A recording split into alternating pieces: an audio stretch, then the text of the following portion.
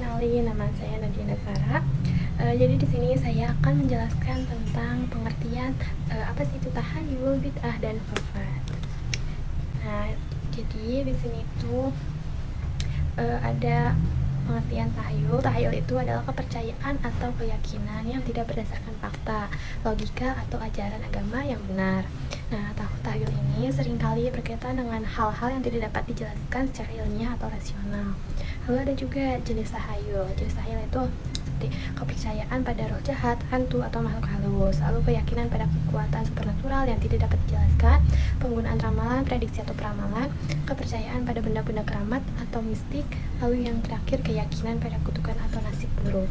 Lalu contohnya itu percaya pada keberadaan hantu atau roh jahat, menggunakan tarot card atau bola kristal, membantu ramalan atau prediksi tentang masa depan, menggunakan benda-benda keramat untuk melindungi diri, dan percaya pada kekuatan supernatural yang tidak dapat dijelaskan.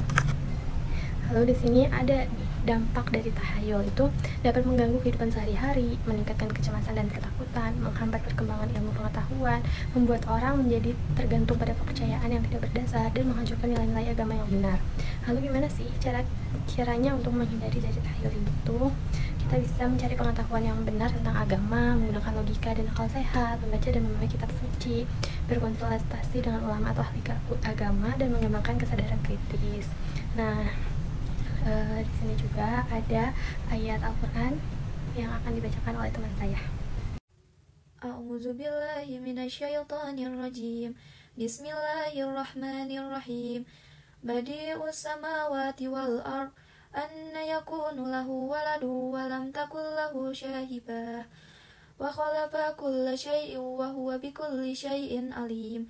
Yang artinya, Dia adalah Allah, pencipta langit dan bumi. Bagaimana mungkin Dia mempunyai anak, padahal Dia tidak mempunyai istri. Dia menciptakan segala sesuatu dan Dia maha mengetahui segala sesuatu. Nah, lalu selanjutnya itu ada pengertian dari bid'ah. Bid'ah itu istilah dalam agama Islam yang merujuk pada perbuatan atau ucapan. Nah, definisinya itu tidak memiliki dasar dari Al-Quran dan hadis, tidak sesuai dengan ajaran dan sunnah Nabi Muhammad SAW, dianggap sebagai ibadah atau cara mendekatkan diri kepada Allah Subhanahu wa Ta'ala, tetapi tidak memiliki landasan syariat. Nah, jenis bid'ah itu ada 3. Bid'ah dalam ibadah itu contohnya menambahkan ritual dalam salat, bid'ah dalam akidah itu menganggap ada Tuhan lain selain Allah, dan bid'ah dalam muamalah itu contohnya melakukan transaksi yang tidak sesuai syariat. Lalu contoh bid'ah itu apa sih? Menganggap hari-hari tertentu sebagai hari suci yang tidak ada dasarnya, lalu melakukan ritual yang tidak ada dasarnya seperti membakar dupa, lalu menggunakan mantra atau doa yang tidak sesuai syariat, dan membuang patung atau gambar untuk tujuan ibadah. Nah, gimana sih caranya untuk menghindari dari bid'ah ini? Kita bisa mempelajari Al-Quran dan hadis, lalu mengikuti sunnah Nabi Muhammad SAW, berkonsultasi dengan ulama atau ahli agama, dan menghindari kegiatan yang tidak jelas dasarnya. Nah, hukum bid'ah itu hukumnya haram, dapat menyebabkan kesesatan dan dapat merusak akidah. Nah, berikut juga ada ayat Al-Quran yang akan dibacakan oleh teman saya. A'udzubillahi minasyaitonirrajim. Bismillahirrahmanirrahim. Am lahum syuraka'u syara'u lahum minad dini ma lam yazam bihillah, walaula kalimatul fasyi laqudiya bainahum, wa inna zalimina lahum azabun alim. Yang artinya, apakah mereka mempunyai sembahan-sembahan selain Allah yang menetapkan bagi mereka aturan agama yang tidak diizinkan atau diridhoi oleh Allah? Seandainya tidak ada ketetapan yang pasti atau tentang penundaan hukuman dari Allah, tentunya hukuman di antara mereka telah dilaksanakan. Sesungguhnya orang-orang yang zalim itu akan mendapat azab yang sangat pedih. Lalu yang terakhir itu ada pengertian dari khurafat. Khurafat itu kepercayaan atau praktik yang tidak berdasar pada ajaran agama yang benar, melainkan pada tahayul, mitos, atau kebiasaan yang tidak masuk akal. Nah, definisi khurafat itu kepercayaan pada hal-hal supernatural yang tidak dapat dijelaskan secara ilmiah, penggunaan ritual atau praktik yang tidak sesuai dengan ajaran agama, keyakinan pada kekuatan gaib yang tidak berdasar pada fakta, dan penggunaan simbol-simbol atau benda-benda mistik. Nah, contoh khurafat itu apa sih? Misalnya, menggunakan jimat atau azimat untuk melindungi diri, dan membuat ritual untuk memanggil roh atau makhluk gaib. A'udzubillahi minasyaitonirrajim. Bismillahirrahmanirrahim.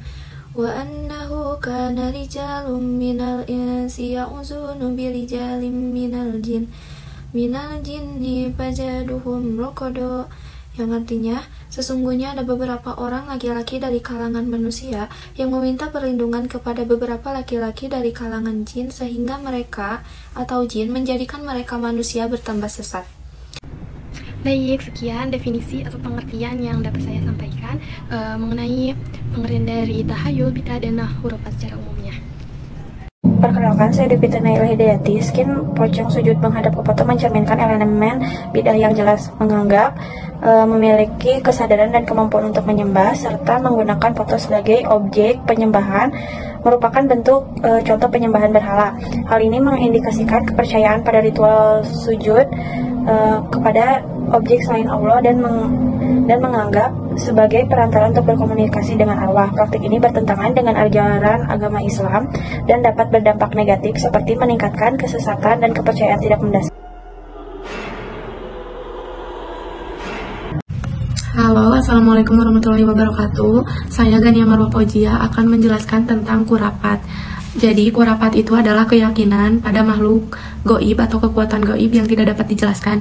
Di sini aku akan menjelaskan tentang sin yang mengucapkan mantra. Sin mengucapkan mantra dan mengambil roh dalam film tersebut mengandung unsur kurapat. Dan penggunaan mantra untuk memanggil roh merupakan contoh kurapat yang jelas. Assalamualaikum warahmatullahi wabarakatuh. Saya akan menjelaskan skim tentang tahayul. Tahayul merupakan hayalan atau kepercayaan kepada sesuatu yang dianggap sakti, padahal sebenarnya itu tidak sakti. Tahayul juga dapat diartikan sebagai sesuatu yang tidak dapat dibuktikan secara ilmiah.